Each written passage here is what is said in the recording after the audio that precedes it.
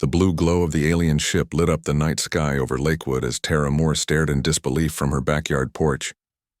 Her heart pounded, but her feet stayed rooted to the wooden boards beneath her. The ship was unlike anything humans had, built sleek with curved edges that seemed to absorb the moonlight. Tara had been enjoying a quiet evening with her cat Pepper when the strange lights first appeared. She thought it was perhaps a plane or a satellite, but as it grew closer, she knew this was something entirely different. No human aircraft moved like that. No human technology glowed with that particular shade of blue. The ship landed without a sound on her lawn. A door slid open, revealing a tall figure who stepped into the night. The alien woman stood 7 feet tall with skin that shimmered like mother of pearl. Her eyes were large almond-shaped and glowed with an inner light the color of amethysts. She wore armor that hugged her athletic frame material unknown to Earth. Science around her waist hung several devices that Tara assumed were weapons. Tara Moore of Earth. I am Commander Zalara of the Galactic Council. I have traveled across 17 star systems to find you. Tara swallowed hard. Me, why me? She was nobody, special, just a librarian in a small town who spent her weekends hiking and her evenings reading science fiction. Ironically enough, Zalara moved closer, her movements graceful, despite her imposing height. Because you are the descendant of the most feared warrior in our history, your DNA carries the legacy of the human who once brought 3 galactic empires to their knees. The alien reached out a 4-fingered hand and projected a hologram showing a woman in battle armor fighting against creatures twice her size. Yet the human was winning, moving with impossible speed, strength that defied her frame. Her fighting style was unlike anything Tara had ever seen, a mixture of brutality and elegance. That is your ancestor. Elise Moore, she, was taken from Earth 300 years ago in what you humans call abductions. Zalara's voice carried respect. She escaped, killed her captors, and stole their ship. She then proceeded to become the most successful mercenary our galaxy has ever known. She was known as the Deathbringer. Tara laughed nervously. That can't be true. My family has lived in Ohio for generations. We're accountants and teachers, not warriors. She thought of her father, who got queasy at the sight of blood, her mother, who cried when she found a dead bird in the garden. Your conscious mind may not know, but your body remembers. The genetic markers are unmistakable. You are the only human alive who carries the full spectrum of her combat abilities, her tactical mind, her resistance to our weapons. A second alien emerged from the ship, smaller than Zalara but still taller than any human Tara had ever seen. This one had scales instead of pearlescent skin and moved with a predatory grace. Her eyes were vertical, slits of yellow against emerald green. This is my second in command, Nyx, said Zalara. She does not believe humans are worthy of joining our ranks. She would prefer to leave you here. Nyx hissed something in an alien language, her yellow eyes never leaving Tara. The contempt was obvious even across species. Our empire is at war, continued Zalara. The Drakari horde has conquered 7 systems already. They are moving toward your solar system. Their technology is centuries beyond yours. Your planet's defenses would fall within hours. Tara felt dizzy. Why tell me this? Why not go to our governments, our military? Zalara smiled, showing teeth too white, too perfect. Because they cannot help you, but you, Tara Moore, you can help them. Your genetic makeup makes you the perfect weapon against the Drakari. Something in your biochemistry is toxic to them. Your ancestor discovered this by accident and used it to build her legend. I don't understand.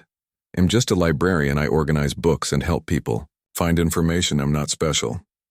Tara looked down at her hands. Ordinary hands that had never done anything more violent than swat a mosquito. That is where you are wrong, human. Nyx finally spoke, her voice carrying a metallic undertone. Your species is remarkably adaptable. Throw a human into any environment and they will find a way to survive. When cornered, you become unpredictable, dangerous. The Drakari fear nothing except unpredictability, and your ancestor, she was the most unpredictable of all. Zalara nodded. We need you to come with us, train with our forces. Learn to access the genetic memories locked within you. The fate of 17 worlds, including Earth, depends on it. Tara looked back at her small house. The mortgage was only half-paid. Pepper would need someone to feed him. Her job at the library would wonder where she went. Her life was ordinary, predictable, safe. What if I say no? Both aliens exchanged glances. Then we respect your choice, said Zalara. But we cannot guarantee Earth safety. The Drakari will come. They will harvest your resources, enslave your people. You have one planetary rotation to decide. As the aliens returned to their ship, Tara felt something stir within her. A memory, not her own. A feeling of power she had never experienced. The night air suddenly seemed too thin, her house too small, her life too confined. She looked up at the stars, and for the first time felt a strange longing. That night, Tara barely slept. She tossed and turned, dreaming of battles in space, of alien worlds, of running through corridors with alarms blaring. She woke several times, sweating, her heart racing. Pepper watched her with concerned yellow eyes, curled at the foot of her bed. Morning came with no answers Tara made. Coffee sat on her porch and watched the sunrise. She thought about her quiet life, about her parents who had died in a car crash 5 years ago, about her few friends who would miss her but move on. She thought about Earth, 7 billion people who had no idea what was coming. The blue ship appeared exactly on time, hovering over her lawn. Tara stood a small bag packed. Pepper had been dropped off with her neighbor Kathy, along with a note explaining she had to leave for a family emergency. Have conditions, Tara said as Zalara and Nix emerged. I want to learn everything about my ancestor. I want to know what happened to her. And I want guarantees that Earth will be protected. Zalara nodded. The human demands terms, just like her ancestor. For the first time, Nix seemed impressed, her scaled head tilting slightly. We agree to your terms, said Zalara. The Galactic Council has already deployed a defensive fleet to your solar system. They will remain hidden but ready. As Tara stepped onto the ramp of the alien vessel, she felt no fear, only a strange sense of coming home, as if the stars had been waiting for her all along. The ship's interior was smooth, curved metal, with lighting that seemed to come from nowhere and everywhere. Your quarters. Zalara led her to a small room with a bed, a washroom, and what looked like a computer terminal. We will begin your training immediately. The Drakari move quickly, and we have much ground to cover. What exactly am I supposed to learn? Asked Tara. I don't know how to fight. I don't know anything about space or aliens or weapons. Nix made a sound that might have been a laugh. We do not need to teach you, human. Your body remembers. We merely need to wake it up.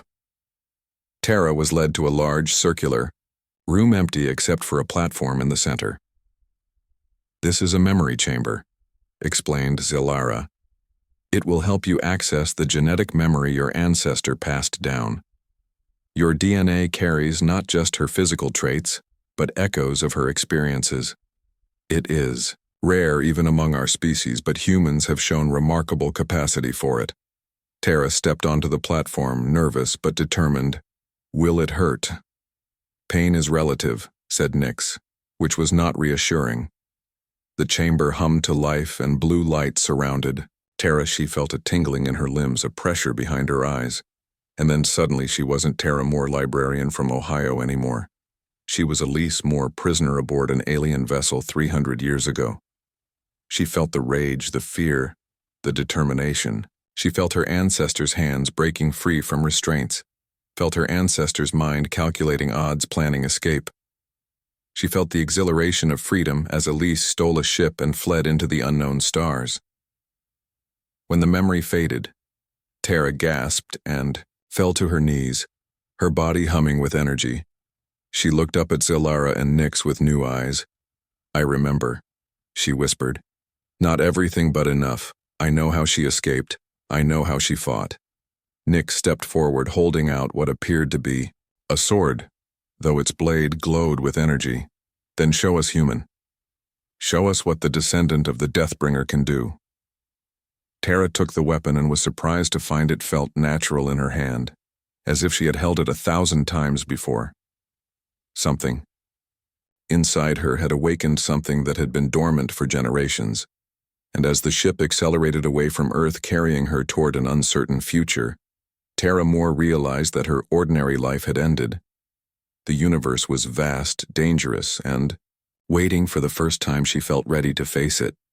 The stars blurred outside the viewports as the ship jumped to faster-than-light travel, and somewhere deep in the ship, Tara began to learn what it meant to be the descendant of the most dangerous woman in the galaxy. 3 weeks passed in a blur of training and genetic memory sessions. Tara learned faster than anyone expected. Even Zalara seemed surprised by her progress. Each day she spent hours in the memory chamber, reliving fragments of her ancestors' life, absorbing knowledge and skills that should have taken years to master. Tara stood in the combat arena facing 3 training drones. They circled her weapons ready. Her body was covered in bruises from previous sessions, but she barely felt them anymore. She held the energy blade Nyx had given her, its weight now as familiar as her own heartbeat.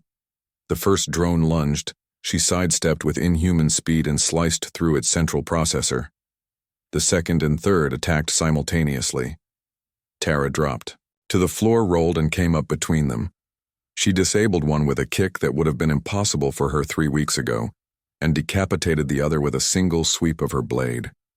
From the observation deck, Nyx watched her scaled face. Unreadable. "She moves like Elise," said a new voice. Sina, the ship's medical officer, had joined Nyx. Her blue skin contrasted with her white uniform. She was the shortest of the alien crew, barely 6 feet tall, but her intelligence was legendary across 3 star systems. "She moves like a human with potential," corrected Nyx. "She is not Elise, not yet." Tara finished the training session and approached the observation deck, sweat soaking her training clothes. Her body had changed, becoming leaner, stronger. Her reflexes were sharper, her senses heightened. She felt more alive than she ever had on Earth. "Your progress is acceptable," said Nyx, which from her was high praise. "We will reach the Galactic Council headquarters tomorrow," said Sena. "The Council wishes to evaluate you personally." Tara nodded, though anxiety fluttered in her stomach. She had learned much about the galaxy during her training. The Council ruled over 200 star systems, a federation of species united against common threats. The Drakari were the most pressing of those threats, insectoid beings with hive minds and technology that could consume entire planets. "Will they expect me to be like her?" asked Tara. "Like Elise." "They will expect you to be yourself," said Sina kindly. "That is terrifying enough for them." That night Tara could not sleep. She stood at the viewport in her quarters watching the stars streak by. Her mind was filled with memories not all her own. She remembered a library in Ohio, but also battles on distant worlds. She remembered the feel of books in her hands, but also the weight of weapons. The ship dropped out of faster-than-light travel, and a massive space station came into view. It was shaped like a wheel with spokes extending from a central hub. Each section housed representatives from different worlds. The architecture was a blend of organic and technological elements, beautiful in its complexity. "Prepare yourself." Zalara appeared at Tara's door. "The Council will see you immediately." Tara was given ceremonial armor to wear. It fit her perfectly, as if made for her body. The material was lightweight, but she had learned it could stop most energy weapons and even some physical projectiles. She followed Zalara through the docking bay, and into the station. Beings of all shapes and sizes moved through the corridors. Some resembled humans, others were so alien Tara could barely comprehend their forms. Many stopped to stare at her, whispers following in her wake. "Is that her? The descendant. The Deathbringer returns. A human so dangerous." The council chamber was a vast circular room with tiered seating. 12 beings sat in the highest tier, representing the founding species of the Galactic Alliance. Tara was led to the center of the Mia floor, a spotlight illuminating her. "Tara Moore of Earth, descendant of Elise Moore, known to us as the Deathbringer," announced a being with multiple eyes and silvery skin. "We welcome you to the Galactic Council." Tara bowed her head as Zalara had instructed her. "Our scientists have confirmed your genetic lineage," continued the spokesperson. You carry the markers of the most formidable human our galaxy has ever known. This places you in a unique position. I am still learning who she was, said Tara, her voice steady despite her nervousness. And who I am? A council member with features like a reptilian fox leaned forward. Elise Moore saved my homeworld from the Cracks invasion 300 years ago. She was ruthless, efficient, a force of nature. Our histories record her as both savior and destroyer. She was feared but respected. What happened to her? Tara asked the question that had been burning in her mind since she first learned of her ancestor. Is she still alive? The council members exchanged glances. Elise Moore disappeared 150 years ago, said the spokesperson. After defending the Andromeda outpost from a Drakari scouting force, her ship was found adrift, but she was gone. Many believed the Drakari captured her. Others think she found a way to return to Earth. And the truth, unknown. But before she vanished, she left something in our care. Something meant for her descendant, should one ever be found. A small floating platform approached Tara. On it rested a cube made of material that seemed to shift between solid and liquid.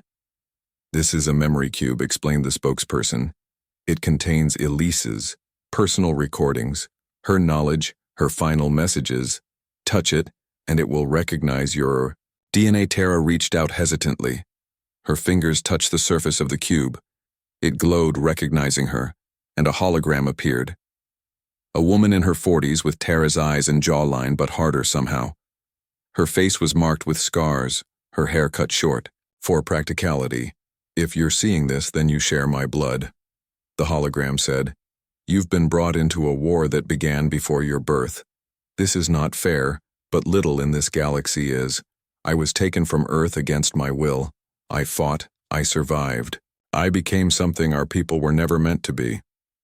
The hologram shifted, showing Elise in battle, showing her commanding ships, showing her negotiating with alien species. The Drakari are unlike other enemies. They cannot be reasoned with, cannot be intimidated. They consume. They expand. They destroy. But they have a weakness. Our blood is toxic to them. Not just fatal, but anathema to their entire biological system.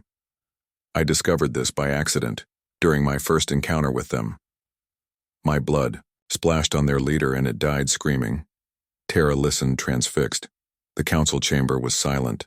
I have spent my life fighting them using this advantage, but I am one person and they are legion. I knew I needed to find a way to pass this gift to others. I have left detailed information about my research in this cube. Use it wisely. Remember that while you may be a weapon, you are also human. Never lose that humanity. It is our true strength. The hologram looked directly at Tara, as if seeing her across time. You are my legacy. One way or another, you will change the course of this war. But how, that is for you to decide. Trust your instincts. Trust your humanity. And know that whatever choices you make, I would be proud. The hologram faded and the cube went dark. Tara realized she was crying, though she hadn't noticed the tears start. Elise Moore spent her final years researching how to weaponize the human genetic anomaly that affects the Drakari, said the spokesperson. Her notes are contained within that cube, as are tactical data, personal journals, and something she called the Omega Protocol. What is the Omega Protocol? Asked Tara, wiping away tears. Unknown. The data is encrypted. It will only unlock for you under specific circumstances. The meeting continued with discussions of strategy and plans. Tara learned that the Drakari had accelerated their advance toward Earth. The Council had intercepted communications, suggesting they knew about Tara's existence and feared what she represented. As the session ended, Solara approached with Nyx and Cena. The Council has assigned us to escort you to the research facility on Nexus Prime, said Solara. There you will work with their scientists to develop weapons based on Elise's research. How long do we have? Asked Tara, clutching the memory cube. The Drakari main fleet will reach Earth orbit in approximately 3 months, said Nyx. her usually cold voice tight with tension. "Unless we can slow them, then we need to move quickly." Tara felt a new determination rising within her. Something of her ancestor, perhaps, but also something uniquely her own. "I may not be Elise, but I am her blood, and I will not let Earth fall." They returned to the ship, preparing for immediate departure. As Tara secured the memory cube in her quarters, she felt the weight of responsibility settling on her shoulders. Billions of lives across 17 worlds. The legacy of an ancestor she had never known, her own future irrevocably altered. Yet for the first time since leaving Earth, she felt certain this was her path. This was her purpose. And whatever came next, she would face it not just as Elise's descendant, but as Tara Moore, librarian warrior, the most dangerous woman in the galaxy by inheritance, but perhaps by choice as well. The ship broke away from the station, accelerating toward Nexus Prime, and in the darkness of space, the Drakari fleet moved ever closer, driven by fear of what one human woman might become. Nexus Prime was a world of contradictions, a planet with one half perpetually in daylight, the other in eternal night. The research facility was built along the Terminator line, the narrow band where light met shadow, where dawn and dusk existed simultaneously. The architecture was a blend of alien and human design, as if the builders had studied Earth structures, but interpreted them through non-human understanding. Tara stood in the primary laboratory, surrounded by scientists of 7 different species. The memory cube floated in a containment field as researchers carefully extracted data. Elise's research was extensive, detailed, and often disturbing. "Your ancestor experimented on herself," said Vreen, the head scientist, his 4 eyes blinking in sequence. His species, the Tellurians, were known for their analytical minds and photographic memories. She isolated the compound in human blood, specifically her bloodline, that affects the Drakari. It appears to be an enzyme that binds to their neural pathways, causing cascading failure. Tara nodded, though the technical details were beyond her understanding. Despite weeks of study, can it be synthesized? Not precisely. Vreen manipulated a holographic display showing molecular structures. The compound requires living human cells from your specific genetic line. The good news is that we can amplify it. A small sample from you could potentially create enough to weaponize. The word weaponize made Tara uncomfortable. She had spent her life surrounded by books, not weapons. But the memory sessions had shown her what the Drakari did to conquered worlds. The ecological strip mining, the enslavement, the complete destruction of indigenous cultures. She thought of Earth, of libraries burning, of cities in ruins. "Take what you need," she said, rolling up her sleeve. For the next month, Tara divided her time between the laboratory and the training facility. Nexus Prime housed an elite military unit the Galactic Special Forces Zalara had arranged for Tara to train with them, honing the skills she had accessed through genetic memory. Commander Kell, a massive being with stone-like skin and surprising agility, led the training personally. He had fought alongside Elise Moore centuries ago and seemed determined to push Tara beyond her limits. "Your ancestor was half your size but twice as fierce," he bellowed, as Tara ran the combat course. "She would have finished this circuit 2 minutes ago." Tara gritted her teeth and pushed harder. Her body had continued to change, growing stronger, faster, more resilient.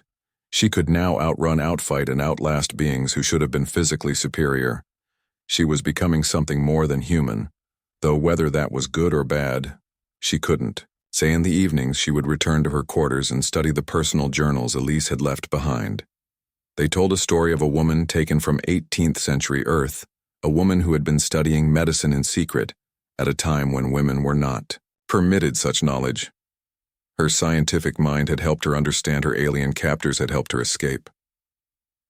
What struck Tara most was how Elise had maintained her humanity, despite everything she had formed. Friendships with aliens had fallen.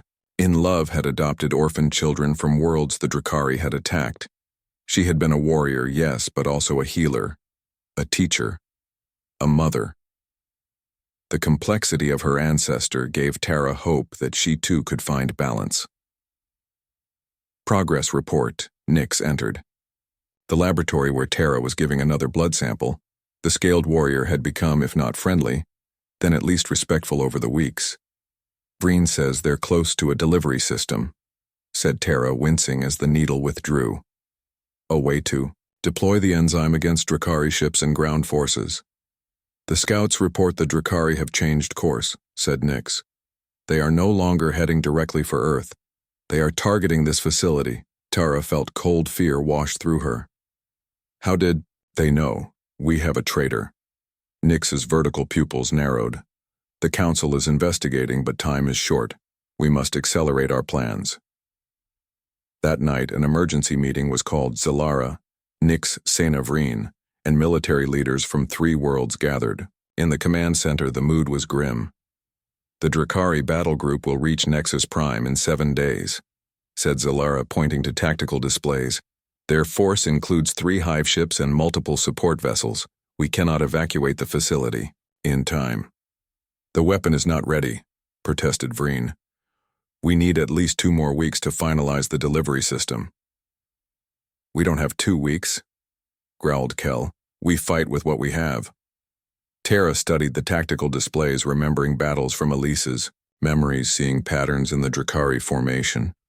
They're afraid, she said suddenly. Everyone turned to look at her. Their formation is defensive. They're coming in force because they're terrified of what we might have created here. They're not attacking Earth directly because they fear me, or rather what I represent. How does this help us? Asked Nix. Tara pointed to the display.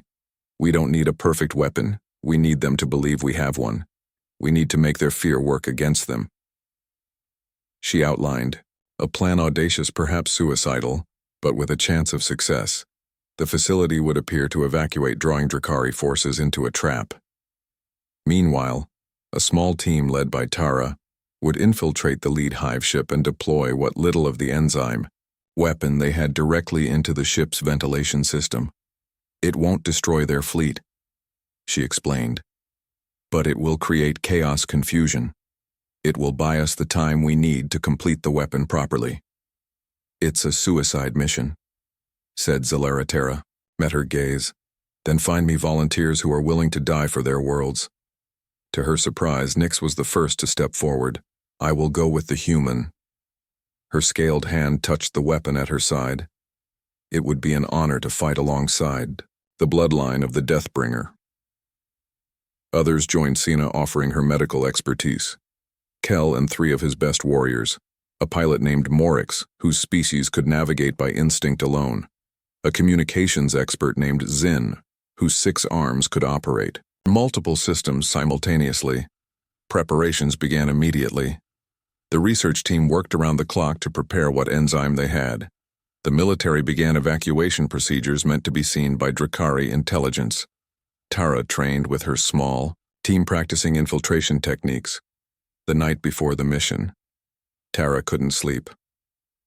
She stood at the window of her quarters, watching the strange half-light of Nexus Prime. She thought of Earth, of her small house, of her cat, now living with her neighbor. She wondered if she would ever see home again. Your mind is troubled. Tara turned to find Zalara in the doorway. The commander had been a constant presence during her training. A mentor, a guide, sometimes even a friend, I'm afraid. Admitted. Tara, not of dying, but of failing, of being the reason Earth falls. Zalara crossed the room to stand beside her. Fear is natural. But remember, you are not facing this alone. You carry not just Elise's blood, but the support of 17 worlds. The High Council has deployed their fleet. They will arrive shortly after the Drakari. If your mission succeeds even partially, it will turn the tide. And if it doesn't, then we will find another way. Zalara placed a hand on Tara's shoulder. Your species has a saying, I believe hope is the last to die. Tara smiled. We have a lot of sayings about hope. It's kind of our thing. As dawn broke over the perpetual twilight zone, the team gathered at the hangar. Their ship was small, designed for stealth. Morix would pilot them through the Drakari defenses using paths only his species could sense. Remember, said Tara as they prepared to board, we only need to create enough chaos to buy time. The enzyme will incapacitate many of them, but not all. Our priority is deploying it, then getting out. Nyx checked her weapons, and if escape proves impossible, then we take as many with us as we can, said Tara, her voice hard. They boarded the ship in silence, each lost in their own thoughts. As the hangar doors opened, revealing the stars beyond, Tara felt a strange calm settle over her. This was what Elise had felt before battle, this clarity. This purpose. The ship slipped away from Nexus Prime, accelerating into the darkness. Soon, they would face the Drakari soon. They would know if their plan had any chance of success. Tara touched the small vial of enzyme at her belt. It looked so insignificant, a tiny amount of liquid to change the course of a war. But sometimes she thought, remembering her ancestors' words, the smallest things made the greatest difference.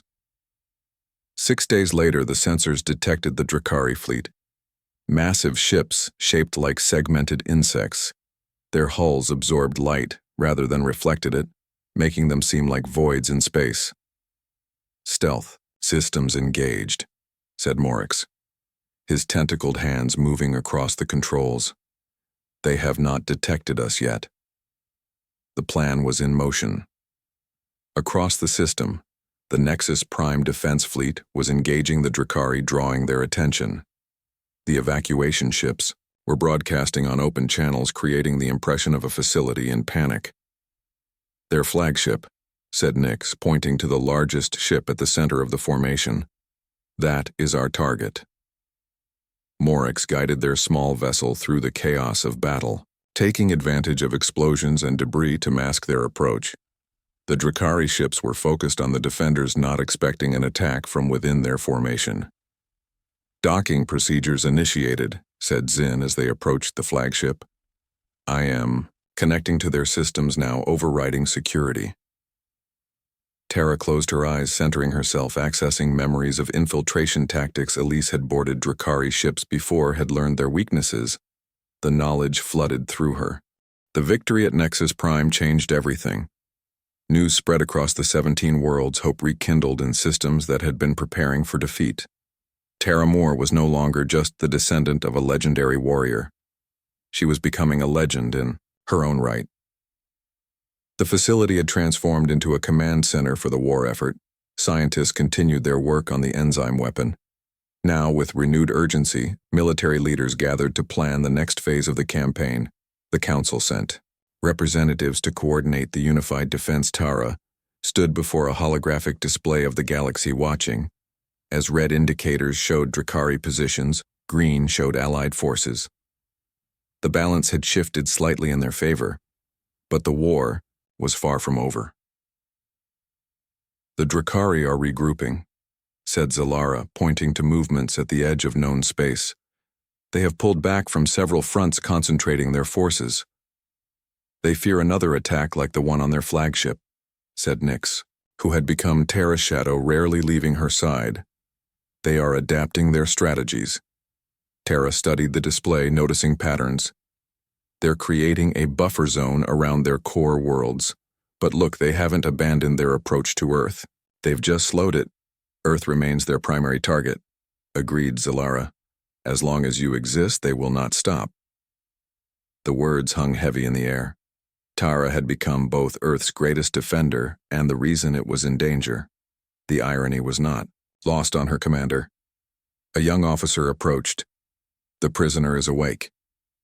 During the battle at the flagship, they had captured a Drakari drone. Sena had kept it sedated while they studied it. Now it seemed the creature was conscious. I want to speak. With it, said Tara. The holding cell was deep within the facility, heavily guarded. The Drakari inside was smaller than Tara had expected. Its exoskeleton was iridescent black with patterns of blue. Its multiple eyes tracked her movements as she entered. Can it understand me? She asked Sena, who monitored the creature's vital signs. The translator implant should allow basic communication, said Sena. But remember, Drakari drones are extensions of the hive mind. They have limited individual consciousness. Tara approached the containment field that separated them. Do you know who I am? The Drakari chittered, its mandibles moving in complex patterns. The translator converted the sounds to words. Deathbringer blood. Enemy of the hive threat. Why does the hive want Earth? The drone shifted its segmented body. Earth is infection source of toxic blood must be cleansed. Earth never attacked you, said Terra. Humans never threatened your worlds until you came for ours. Prophecy, clicked the Drakari, old queens, saw the human blood will end the hive. The Deathbringer will return. Human worlds must fall before awakening. Terra exchanged glances with Sena. Awakening, what awakening? The drone seemed to struggle as if fighting against its own programming, the final evolution. The hive becomes more, the Queen of Queens rises. Before Terra could ask more questions, the drone convulsed its body, arching unnaturally. Green fluid leaked from its joints. It collapsed, twitching. It's dying, said Sena, rushing to the control panel. The hive mind is terminating the connection. Within moments, the drone was dead, leaving them with more questions than answers. Terra felt unsettled by the encounter. The Drakari knew something about humans, about her bloodline, that even she didn't understand. Back in the command center, she reported what she had learned. Prophecy, scoffed Nyx. The Drakari are insects, not mystics. But they fear something specific about humans, said Terra. Something beyond just the enzyme effect. Something about an awakening. Vreen, the head scientist, had been listening quietly. His 4 eyes blinked in sequence. There is something in Elise's research we haven't fully decoded, a reference to what she called the chrysalis protocol, something she discovered in her final years. The memory cube, said Terra. The Omega protocol. Elise mentioned it was encrypted to unlock under specific circumstances. She retrieved the cube from secure storage, bringing it back to the command center. When she touched it, the surface remained inert, no longer responding to her DNA. It's changed, she said, frustrated. What's different? Sena scanned the cube with medical equipment. Your biochemistry has altered since we left the council station. Your body has continued to adapt, change triggered by the memory sessions and possibly your use of the enzyme on the flagship. So how do I unlock it now? The answer came from an unexpected source. Zin, the communications expert who had been injured during the mission, he approached, leaning on a mobility aid. When we were on the flagship, he said, you mixed your blood with the enzyme. That was not in the plan. That was instinct. Terra considered his words. Elise would have done the same. She would have known how to amplify the E effect. Perhaps, said Zalara, the cube requires not just your DNA but your blood infused with the enzyme. It would ensure only you at a specific stage of development could access it. It was worth trying. Terra obtained a sample of the refined enzyme, and with Sena's help mixed it with a drop of her blood. The mixture was applied to the cube. The effect was immediate. The cube glowed, pulsed, then projected a hologram larger and more detailed than before. Elise Moore appeared, but older than in the previous recording. Her face more lined, her eyes holding a weariness that hadn't been there before. If you're viewing this recording, then you have discovered what I learned too late, said the hologram. The Drakari hunt us for a reason beyond the toxicity of our blood. They hunt us because they fear what we might become. The hologram shifted, showing complex genetic sequences, cellular structures changing, evolving. Human DNA contains something unique in the galaxy, an adaptive sequence that allows accelerated evolution under specific circumstances. Our bodies can change in ways other species cannot. When exposed to certain catalysts, we transform. Terra listened with growing unease. I discovered this by accident. After years of fighting, the Drakari, after countless exposures to their biology, my body began to change. Not just stronger or faster, but fundamentally different. I developed abilities. No other humans I found exhibited these traits. I believed it was unique to my bloodline. The hologram showed Elise demonstrating abilities: telekinesis, enhanced perception, accelerated healing. The Drakari have a prophecy passed down through their queens, a prediction that a human bloodline would evolve to become their extinction event. They call it the Great Awakening. They have hunted Earth throughout their history, taking humans for study, abducting us to understand the threat we pose. Elise looked directly at the viewer, her eyes intense. The Omega Protocol is not a weapon. It is a catalyst designed to trigger the final stage of evolution in my bloodline. I never activated it. The cost seemed too high, the risk to my humanity too great, but I preserved it for my descendant, should the need arise. The cube projected schematics for a chamber similar to but more complex than the memory chamber Tara had been using. This chamber will infuse your body with a catalyst, triggering accelerated evolution. You will become something beyond human, beyond anything in known space. The power will be immense, but the risk is equal. You may lose yourself, your humanity, your connection to your species. I chose not to take this path, but the choice is now yours. The hologram faded, leaving detailed instructions for building the chamber and synthesizing the catalyst. Silence fell over the command center as everyone processed what they had heard. "Is this possible?" asked Zalara. Finally, Vreen was already studying the schematics. "The science is advanced, but not beyond our capabilities. With the resources at this facility, we could construct this chamber within weeks, and the catalyst, more complex. But with samples of Terra's blood and the enzyme as a base, we could synthesize it." Tara felt overwhelmed. She chose not to use it. She thought the risk was too great. "She wasn't facing the extinction of her species," said Nyx, her voice uncharacteristically gentle. "You are." The debate raged for days. Some argued that the risk was too great, that triggering unknown evolutionary changes might create something worse than the Drakari. Others insisted it was their only hope of ending the war decisively. Tara isolated herself, needing space to think. She reviewed Elise's journals, particularly the final entries. She found notes about the changes Elise had experienced, the abilities that had manifested. The entries became increasingly philosophical questions about humanity, identity, the nature of consciousness. One entry stood out, written just before Elise disappeared. "I stand at a crossroads. The path of evolution beckons promising power beyond imagination. But at what cost? I watch the stars and wonder if I would still see their beauty, if I changed. Would I still feel love, grief, hope? Would I still be me?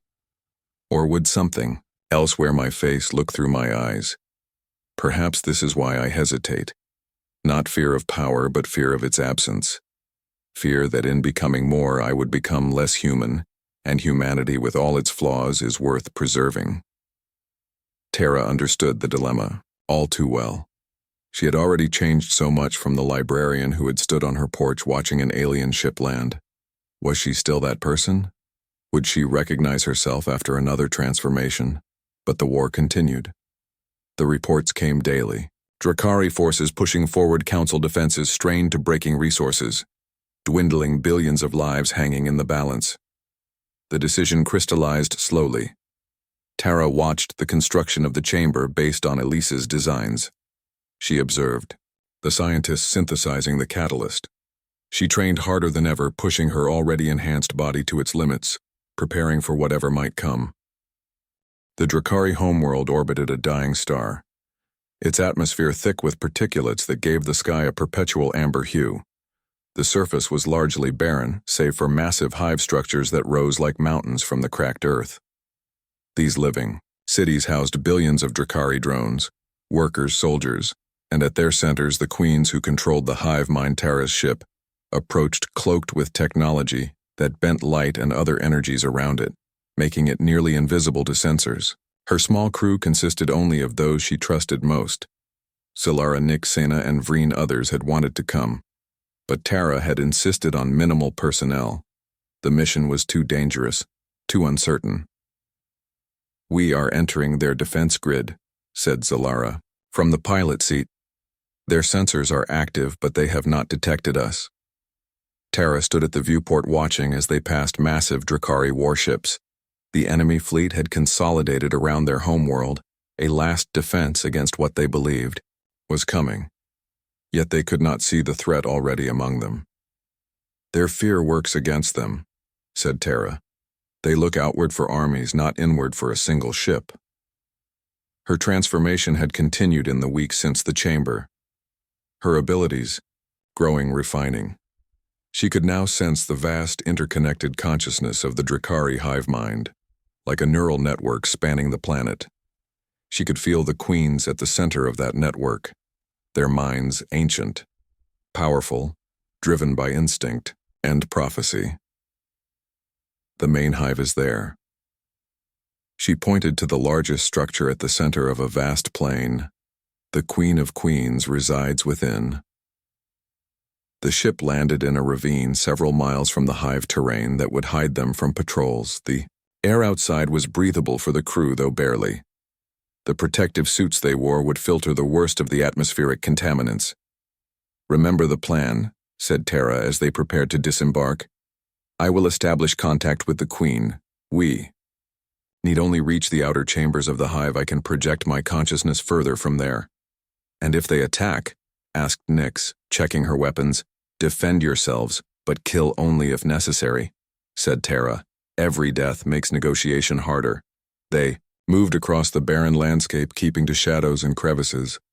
Tara leading the way, her enhanced senses alert for danger. She could feel the drones all around them, their minds simple, focused on tasks, but also empty in a way, waiting for direction. They reached the outer wall of the hive structure. Its surface was organic, looking more grown than built. Patterns of bioluminescence pulsed along its height. "There," said Tara, indicating what appeared to be an entrance. "A maintenance passage for worker drones." The passage was narrow, forcing them to move in single file. Nyx took the lead, her weapon ready. The tunnels branched and joined in complex patterns, but Tara navigated unerringly, guided by her connection to the hive mind. They encountered few, drones most ignoring them, entirely focused on their assigned tasks. Those that noticed them, Tara was able to influence, subtly redirecting their attention. "The Queen's chamber is close," she whispered, as they entered a larger tunnel. "I can feel her. She knows something is wrong but doesn't understand what." The tunnel opened into a vast chamber hundreds of feet high, its walls lined with cells housing developing Drakari.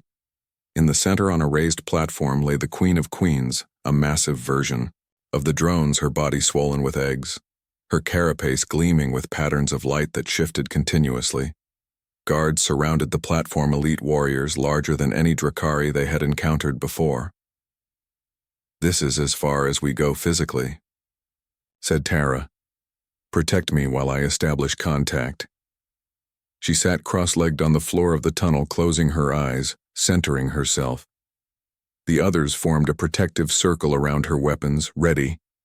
Tara projected her consciousness forward, pushing past the physical limitations of space. She appeared before the Queen of Queens, not in body but in mind, a glowing human form in the center of the chamber. The guards reacted instantly, moving to attack, but their weapons passed through her immaterial form. The Queen chittered a command, and they halted, confused. "Queen of the Drakari hive," said Tara, her voice echoing both physically and mentally. "I am Tara Moore, descendant of the one you called the Deathbringer. I have come to end this war." The Queen's multiple eyes fixed on her luminous form. Her mandibles clicked rapidly. The translation came not through technology, but directly to Tara's mind. "The prophecy fulfills. The human evolution manifests. You come to destroy." "No," said Tara. "I come to offer another path." She projected images, memories, feelings, the beauty of Earth, the diversity of the Council worlds, the potential of cooperation rather than conflict. She showed the Queen what humanity might become, not a threat, but a bridge. A species that could evolve, could help others evolve, could break the constraints of biology. The Queen recoiled her mind, ancient, set in patterns thousands of years old, but also intelligent, capable of adaptation. Impossible. The Queens before spoke. "The human evolution brings extinction." "They saw only one possibility," said Tara. "I offer another." She extended her consciousness further, connecting more deeply with the Queen, showing her own transformation.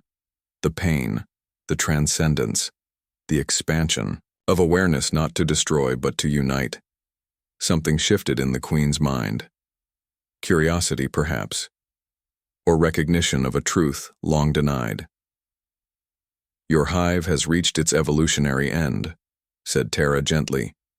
"You cannot adapt further, cannot change to meet new challenges, but humanity can, and we can share that gift." She showed the Queen a vision, a synthesis not of bodies but of minds, humans and Drakari evolving together, each contributing strengths, compensating for weaknesses, a new form of consciousness that preserved both yet transcended their limitations. The Queen was silent.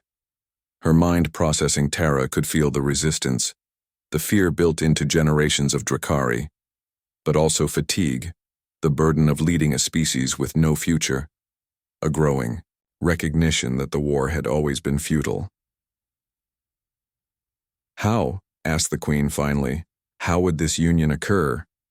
Tara had prepared for this question, had worked with Vreen to develop a method based on Elise's research and her own new understanding of consciousness. Catalyst. Similar to what triggered my evolution but adapted for Drakari biology, it would allow a controlled transformation beginning with you and those queens you select. In the tunnel, Vreen moved forward at Tara's physical signal, removing from his pack a container holding vials of luminescent liquid. The enzyme weapon repurposed, modified to transform rather than destroy. The evolution will not erase you. Tara assured the Queen. You will remain Drakari as I remain human, but you will also become something more, something new.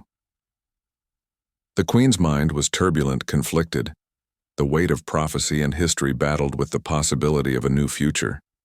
Tara remained patient, her consciousness steady open, allowing the Queen to explore the truth of her offer. Finally, the Queen moved, rising from her platform, approaching Tara's glowing form. Her guards chittered in alarm, but she silenced them with a gesture. "Show me," she commanded. "Connect our minds fully. Let me see the truth of your words." It was dangerous what the Queen asked. Tara would be vulnerable, her consciousness exposed to the full might of the hive mind. But it was also necessary, trust required. Risk. Tara expanded her consciousness, creating a bridge between her mind and the Queen's. For a moment there was resistance, then connection, a flood of alien memories, experiences, emotions. Generations of queens, their knowledge, their fears. Tara shared equally her human life, her transformation, her vision for the future. When the connection ended, the Queen trembled, her massive body swaying. "Summon the Council of Queens." She commanded her guards. The prophecy was incomplete. We misunderstood. In the physical world, Tara opened her eyes, looking to her companions. "It's working. She will listen." The next days were intense. Tara divided her consciousness between her physical form, working with Vreen to adapt the catalyst, and her projected form, negotiating with the assembled queens. There were 13 in total, each controlling a segment of the hive mind. Each had to be convinced, persuaded, shown the potential of transformation. Some resisted violently. One attacked, attempting to destroy both Tara and the Queen of Queens. But the majority saw the truth of what was offered. An end to stagnation. A new path forward. A future beyond endless expansion and resource consumption. On the 7th day, the queens reached consensus. They would accept the catalyst. They would begin the transformation. The ceremony took place in the central chamber. The Queen of Queens would be first if she survived. If the transformation succeeded, others would follow. Tara administered the catalyst herself, her physical form finally entering the Queen's presence. "This will be painful," she warned. "The change reshapes body and mind, but you will emerge stronger, more aware, more connected to the universe itself." The Queen consumed the catalyst. Her massive body convulsed, guards moving to her aid, but she waved them away. Her carapace began to glow from within, patterns of light shifting, changing. As with Tara, the transformation took hours. The Queen's consciousness expanded, connected with Tara's. Their minds linked as the change progressed. When it was complete, the Queen was changed. Her physical form subtly altered, more symmetrical, more refined. But the greater change was invisible. The expansion of her mind, the awakening of abilities dormant in Drakari genetics for millennia. She rose, looking at Tara with new awareness. I understand now. Her telepathic voice was clearer, more nuanced. I see what we might become.